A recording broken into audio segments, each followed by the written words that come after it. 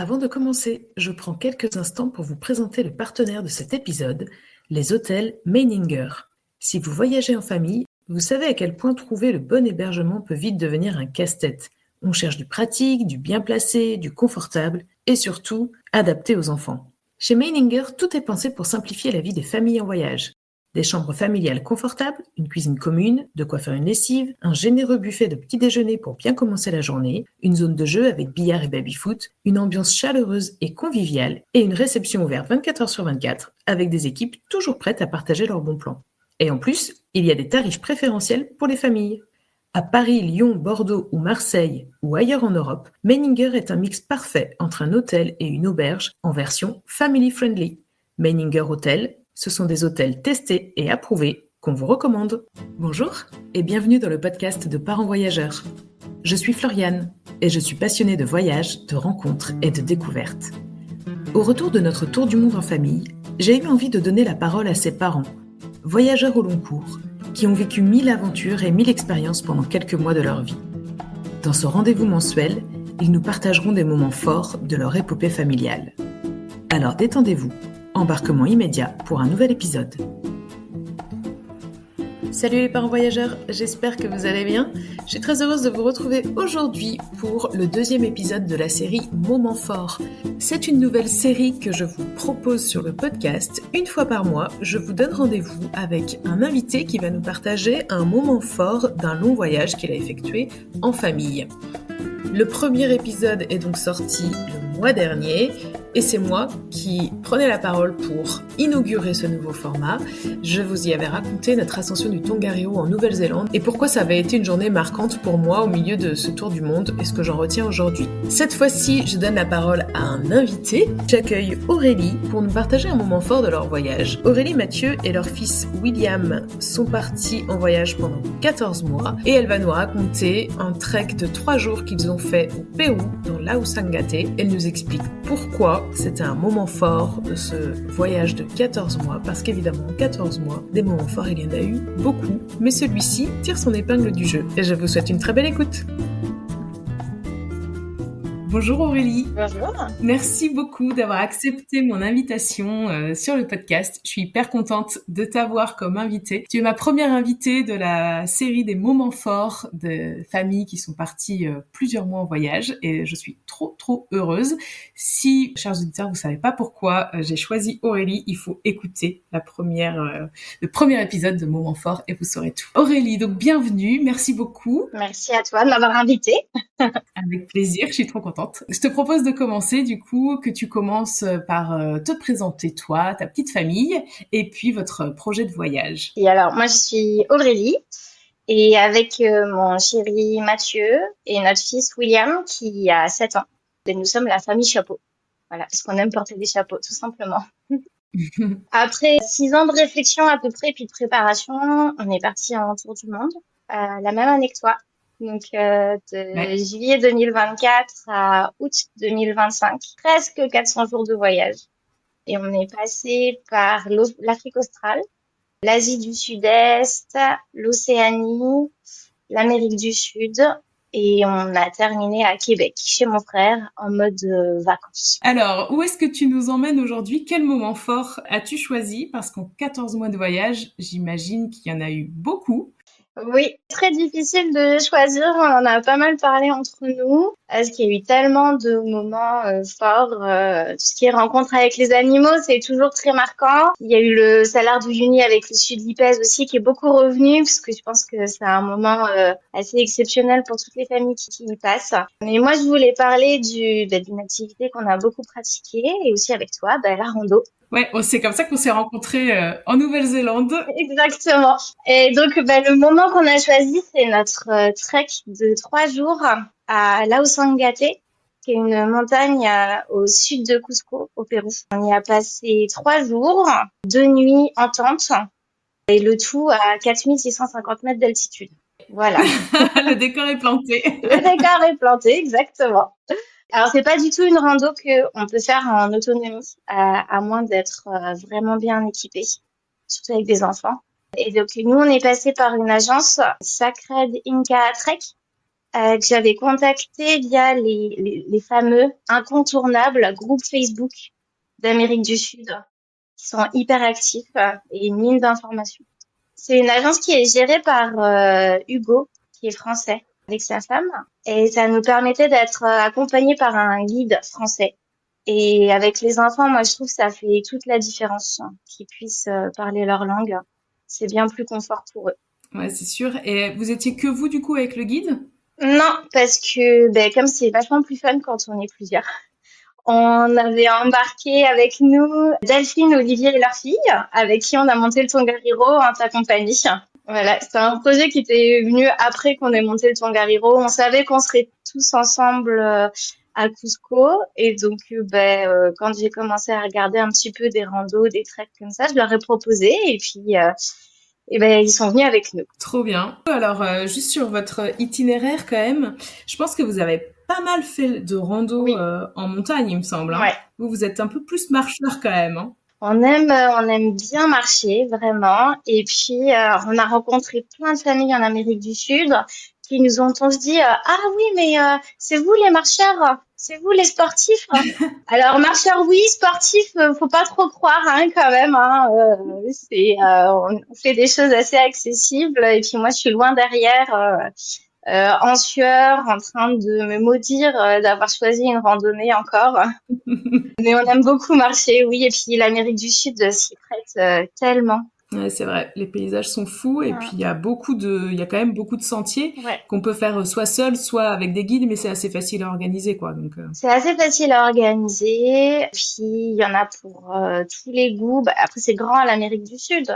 Mais en Argentine, en Patagonie, c'est pas très élevé en altitude. Donc là, c'est plutôt beaucoup de kilomètres. Avec des récompenses à la fin de la rando qui sont quand même waouh. Tous les paysages sont spectaculaires. Et puis après, quand on est au lac Titicaca ou dans les montagnes andines, c'est pareil, hein, les paysages sont vraiment magnifiques, mais il y a l'altitude qui joue un peu plus, donc on réduit les distances. Et William aussi, hein, c'est un bon marcheur quand même, non? Ouais, c'est un bon marcheur. On avait préparé le coup parce que le projet de voyage, il est là depuis très longtemps, depuis avant même que William naisse. Donc, comme on savait qu'on voulait profiter des randos pendant le voyage, eh ben, on a un peu préparé l'enfant depuis qu'il est né à marcher, marcher, marcher, marcher. Et on s'en félicite parce qu'il a tout suivi. Même juste avec vous deux, finalement, j'avais l'impression qu'il marchait de bon cœur, Ouais, quoi. il marchait de bon cœur. Ça tombe pas du ciel, Non. c'est une longue préparation, Oui, c'est un conditionnement dès la naissance. exactement. Il a pas eu le choix, le pauvre. Ouais, mais si maintenant il y trouve du plaisir, du coup, Oui, il aime beaucoup c'est ça. nickel, quoi. Il aime beaucoup ça. Ouais, ouais. Et donc, la Sangate, donc 3 jours avec les copains. C'est ça. Vous aviez déjà marché ensemble. On avait déjà marché ensemble, exactement. On savait que ça allait bien se passer, que les enfants s'entendaient bien. Donc, on était partis plutôt serein. Et puis, avec l'accompagnement, en fait, comme on partait avec une agence, on avait, on va dire, une équipe de soutien. C'est-à-dire qu'il y avait des guides, des chevaux qui portaient tout le matériel, nos sacs, la nourriture.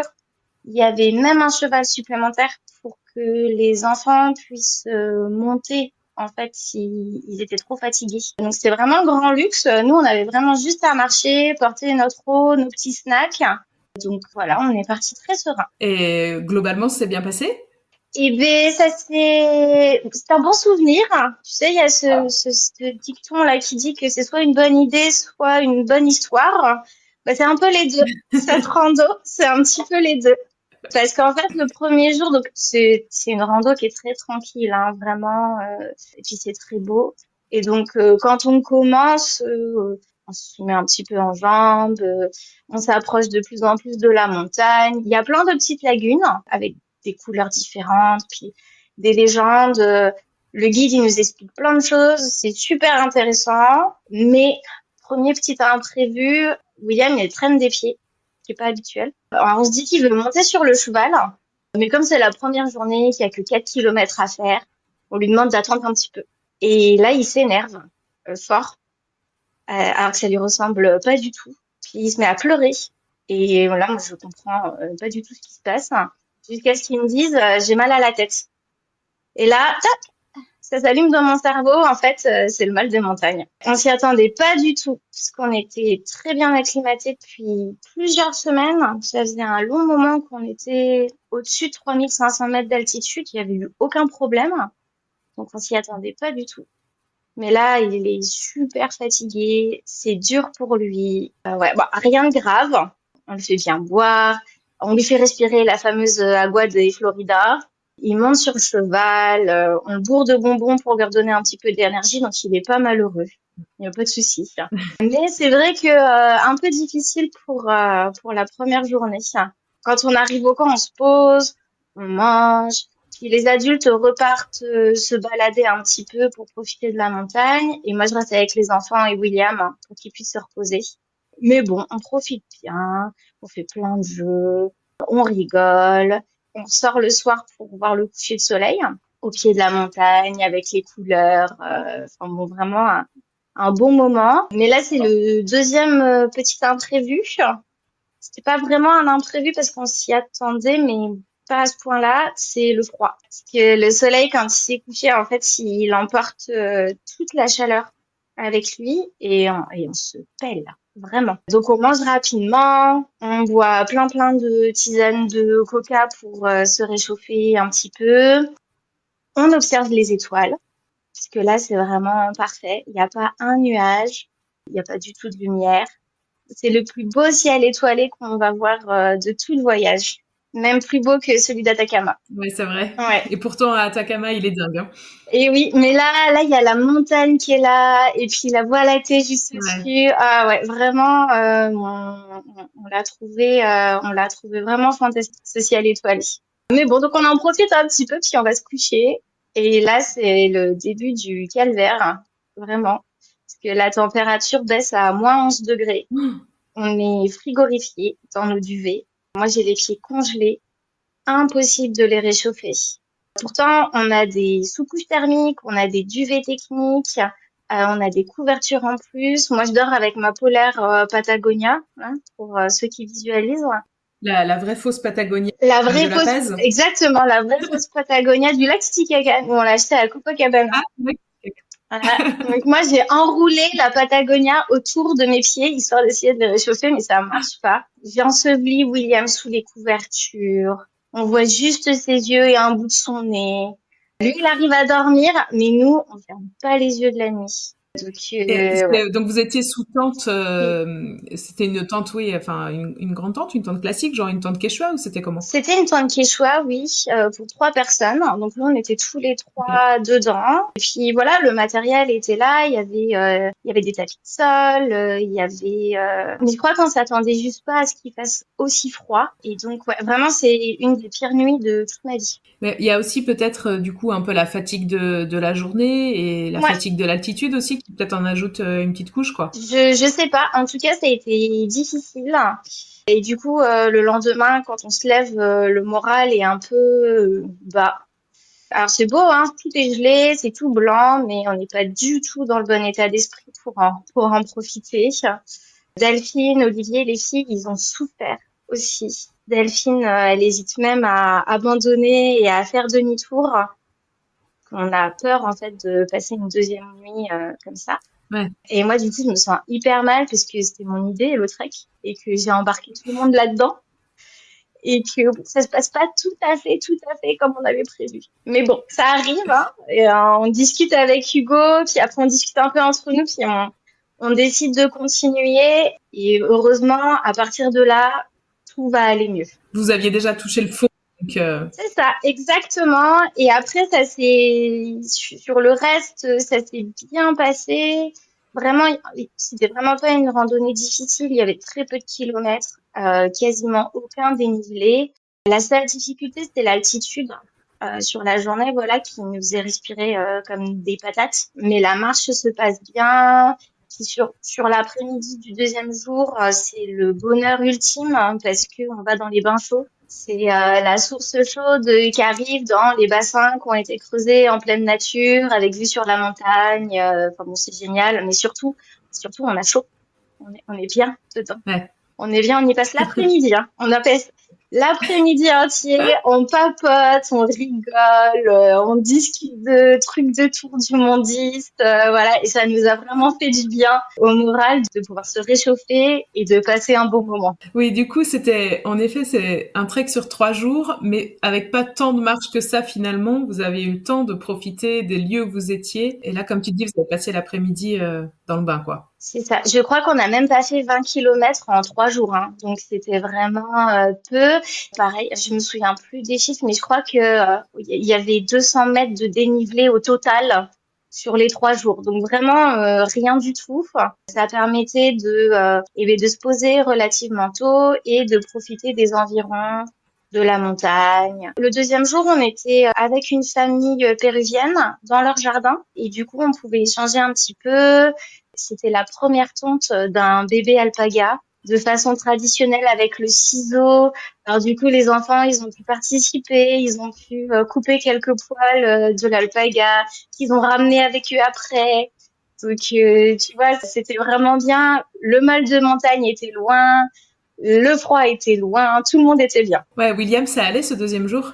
Ça allait mieux. Alors, il a souffert hein, quand même pendant toute la randonnée, les 3 jours.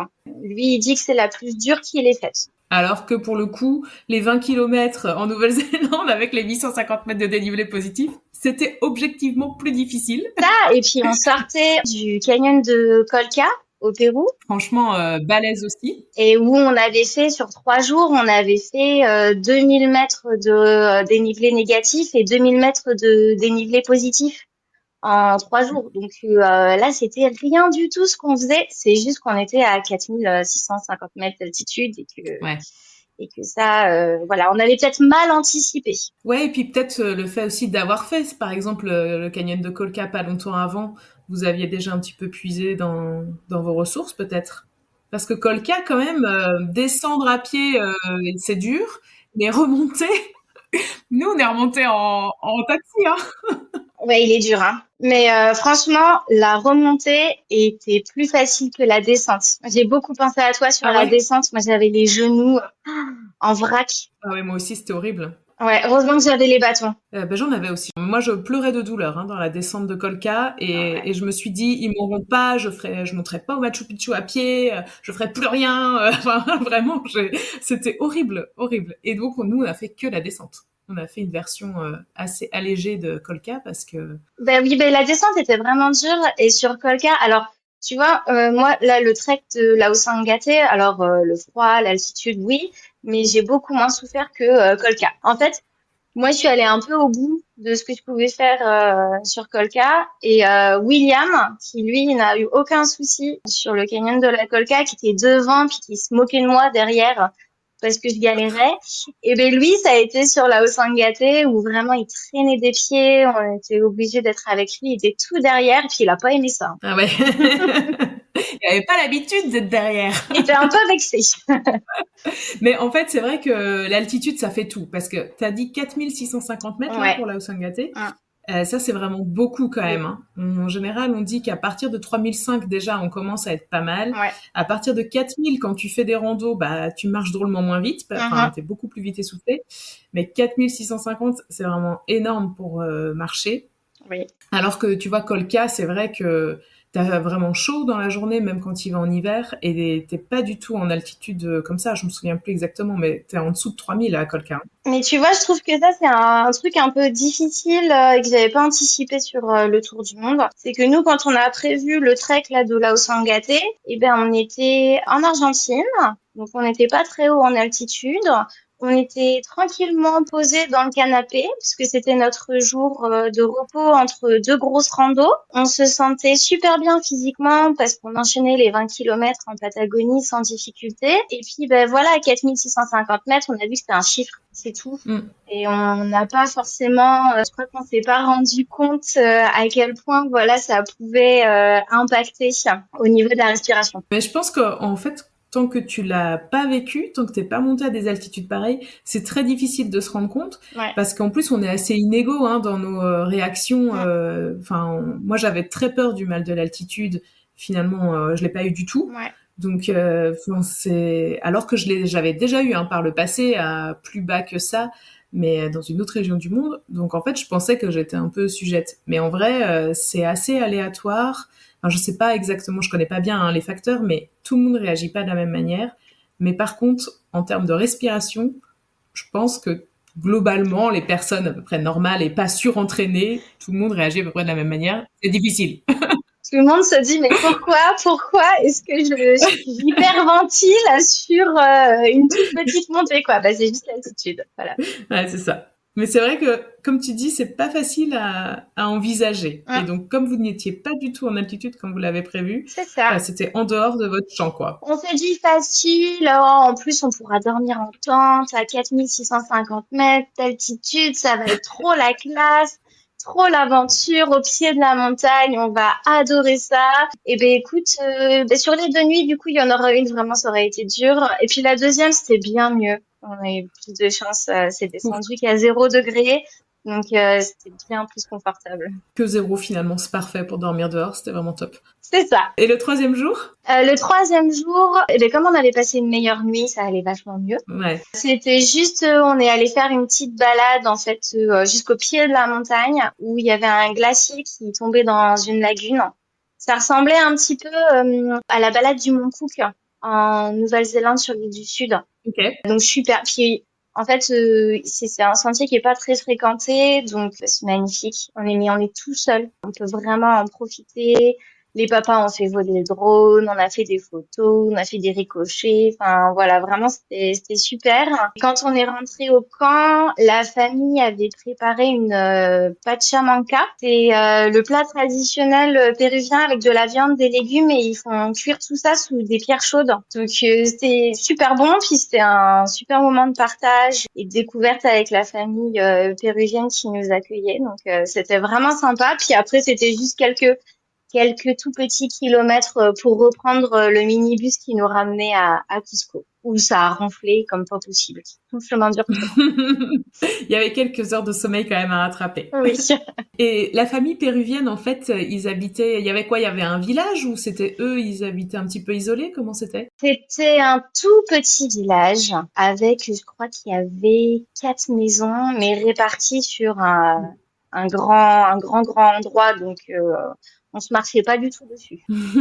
Non, mais ça, c'est fou. Moi, je suis toujours un peu estomaquée de voir que ils vivent là, Ouais. presque seuls quand même, en autonomie. Ils sont un peu quand même au milieu de nulle part. Et à une telle altitude, enfin, c'est assez incroyable, quoi.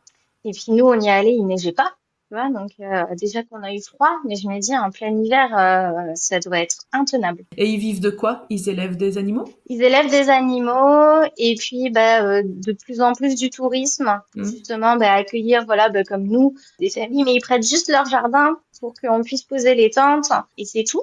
Mais ça leur apporte un revenu bien plus confortable, je pense, que juste l'élevage. Ouais, ouais, j'imagine. Bon, alors, pourquoi est-ce que tu as choisi de nous parler de ce trek-là? Au final, par rapport à d'autres expériences, etc., qu'est-ce qui a fait la différence? Pourquoi vous avez choisi de sortir un peu du lot ce trek au Pérou? Parce que alors c'était pas notre plus belle rando, ni la plus difficile, mais c'est vraiment la plus mémorable, la plus intense.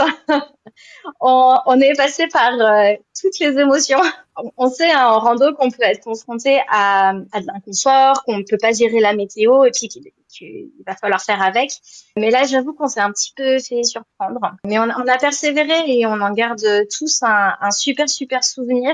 Mais surtout, je trouve que c'était un bon résumé au final de notre tour du monde parce que il a fallu s'adapter. Il y a eu plein d'imprévus.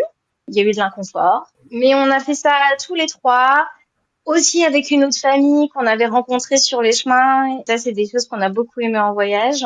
On a bien mangé parce que alors l'équipe de soutien là, ils nous ont fait à manger tellement bien. C'était trop trop bon. On a vu des paysages absolument magnifiques et on s'est dépassé. On Donc, je trouve que c'était un bon résumé au final de tout ce qui a constitué notre tour du monde. C'est assez chouette, c'est vrai d'avoir un moment comme ça où tu retrouves un petit peu tout ce que tu as aimé pendant Ouais. ton voyage et puis tout ce qui a fait aussi que tu t'es senti fière de toi, fière de ta famille, quoi. William est particulièrement fier de lui parce que vraiment ça a été dur pour lui. Ouais, Moi, je suis super contente qu'on ait persévéré parce qu'après la ouais. première nuit, on savait pas trop ce qu'on faisait, comment on le faisait, et au final d'avoir persévéré et d'avoir eu après 2 jours super derrière, c'était une jolie récompense. Et finalement, personne t'en a voulu de les avoir Non. embarqués dans cette aventure. Delphine, elle m'a renvoyé un petit message après quand on n'était plus ensemble en me disant c'était dur, mais heureusement que tu nous as poussé un petit peu à le faire parce que on n'aurait jamais fait un truc comme ça tout seul. C'est surtout le fait d'avoir des enfants qui fait que parfois les familles elles font pas ce genre de choses, mais en fait moi je trouve les enfants ils sont tellement capables de faire bien plus de choses que ce qu'on pense. Il faut pas avoir peur de partir à l'aventure avec eux. En petite conclusion du coup de cet épisode, merci beaucoup de nous avoir emmenés comme ça sur la Sangate. Il y aura des petites photos dans l'article sur le blog, en souffrant un peu moins. Et on recommande vraiment, vraiment le Pérou, la Bolivie. Ouais. Ouais, c'était vraiment génial. Et si on aime marcher, c'est vraiment la destination parfaite. Et franchement, même si on est moyen marcheur Ouais. comme nous par exemple, Mm. franchement, Pérou-Bolivie, ça revient tout le temps quand on Ouais. nous demande un petit peu ce qu'on retient du voyage, etc. C'est des pays extraordinaires, quoi. Ouais. Vraiment, nous aussi, on en a pris plein les yeux. On a un petit peu souffert, mais vraiment juste à Colca, moi je dirais. Le reste du temps, on l'a fait aussi à notre niveau. Tu vois, on n'est pas obligé non plus de faire que des treks et que des randos. Il y a beaucoup de choses à faire et à voir. Il y a plein de choses accessibles, hein. On n'est pas obligé d'aller dans de l'extrême. Il y en a pour tous les Ouais. niveaux. Et donc je disais, pour conclure, la question que j'ai envie de baptiser la question Aurélie, puisque c'est toi qui me l'as posée. Ouais, Donc quand on descendait du Tongariro en Nouvelle-Zélande et c'est que ça. honnêtement, franchement, j'avais tellement mal aux genoux, c'était horrible. Mais on a tellement parlé. Ça s'est bien passé. Elle est magnifique cette rando, mais la descente est interminable. Ouais, la descente est interminable et alors avec un genou coincé dans un étau, c'est très compliqué. Mais avec une Aurélie à côté, eh ben tout va mieux. Et donc, tu m'avais demandé ce jour-là, tu m'as demandé qu'est-ce que j'avais envie de garder de ce voyage. Donc, on était quand même qu'à, je sais pas, 5-6 mois de voyage Ouais. ou qu'à 5 mois à peu près. C'était la moitié pour nous du tour du monde. Et tu m'as demandé qu'est-ce que tu penses garder de ce voyage dans notre vie de tous les jours en France. Depuis, j'ai posé cette question à plein de gens. J'y ai beaucoup réfléchi. Moi, personnellement, j'ai plein de réponses à donner. Mais du coup, cette fois-ci, je te la pose à toi. Ça fait quoi, deux mois que vous êtes Ouais. rentrés, peut-être un petit peu plus de 2 mois au moment où on enregistre. Qu'est-ce que tu gardes de cette grande aventure de 14 mois en famille? Alors nous, on y avait réfléchi un petit peu pendant le voyage et quand on est rentré, j'ai fait un petit papier avec les bonnes résolutions du retour pour pas perdre l'état d'esprit. Et donc, ce qu'on veut garder, c'est la bouffe. Voilà, puisque on est français et que la bouffe c'est important. On refait des recettes, des choses pas forcément très compliquées, même tout simplement les jus d'Asie du Sud-Est, les jus d'Amérique du Sud, là qu'on a tous adoré. Ben, tu vois, ça peut faire voyager en fait. À moindre frais. Donc ouais, la bouffe, super important. L'envie de passer du temps ensemble aussi, de faire des choses ensemble. On a découvert un peu les activités manuelles en voyage et donc on essaye de garder cette habitude à faire des petites choses ensemble ou on a instauré une soirée jeux de société en famille toutes les semaines pour voilà se retrouver un petit peu. Bien sûr, randonner ensemble, bien sûr. L'objectif, là, ce serait que moi, je parte un peu avec William pour faire une petite rando pendant les vacances d'été. Ce serait bien. Et puis, voyager, bien sûr, ensemble. On a d'ailleurs acheté un camion à aménager pour pouvoir continuer à voyager, explorer la France, aller retrouver toutes les familles qu'on a rencontrées pendant le voyage et qui sont disséminées un petit peu partout, à explorer un petit peu l'Europe. Enfin, voilà, continuer à faire tout plein de choses ensemble. Et puis, dernière chose, je dirais garder, c'est pas facile à décrire, mais un peu ce sentiment de on l'a fait, on, on a réussi, on a mené à bien ce projet colossal et un petit peu fou. Du coup, moi, je me dis, qu'est-ce qui peut nous arrêter maintenant? Je me mets plus trop de limites. Et en fait, que ce soit du voyage ou d'autres choses, moi je t'avoue que je suis pas une grande bricoleuse, alors un camion à aménager, c'est un sacré morceau. Mais je me dis, Ouais. voilà, j'ai réussi à planifier et à gérer et organiser un voyage autour du monde. C'est pas un petit camion à aménager qui va m'arrêter. T'es plus à 4 mètres carrés près, quoi. Franchement, Exactement. C'est exactement ça. Ce qui sera plus grand que certains de nos hébergements du tour du monde, hein. 4 mètres carrés, c'est bien. oh, quand même. Bon, Quand même, 4 mètres carrés, c'est assez petit. Hein. j'exagère. Merci beaucoup, Aurélie. Merci à toi. Et écoute, j'espère à bientôt. Embrasse Mathieu et William de ma part. Et voilà, c'est fini pour cet épisode de la série Moments forts. J'espère que ça vous a plu et peut-être que comme moi, ça vous a donné envie de partir directement au Pérou.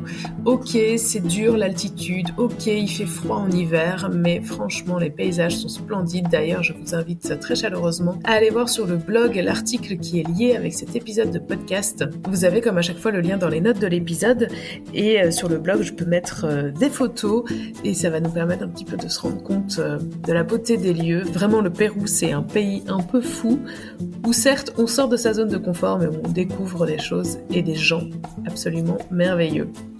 Petit correctif au sujet du canyon de Colca, au niveau de l'altitude, donc j'ai vérifié, à Cabana Conde, qui est le village point de départ des randos, on est à presque 3300 mètres d'altitude et on peut descendre jusqu'à 1900 mètres. Donc ça fait quand même 1400 mètres de dénivelé négatif pour la descente vers Sangalier. Si randonnée dans le canyon de Colca vous intéresse, j'ai un article sur le blog qui explique tout. Voilà pour cette petite précision. Comme d'habitude, si vous avez aimé cet épisode, faites-le savoir, parlez-en autour de vous et mettez 5 étoiles sur votre plateforme d'écoute. Si c'est Apple Podcast ou Spotify, vraiment ça nous aide beaucoup à continuer à faire grandir le podcast, à continuer à le faire connaître. Je vous donne rendez-vous la semaine prochaine avec une nouvelle interview sur le podcast et dans un mois pour un nouvel épisode de Moments forts. À bientôt, ciao!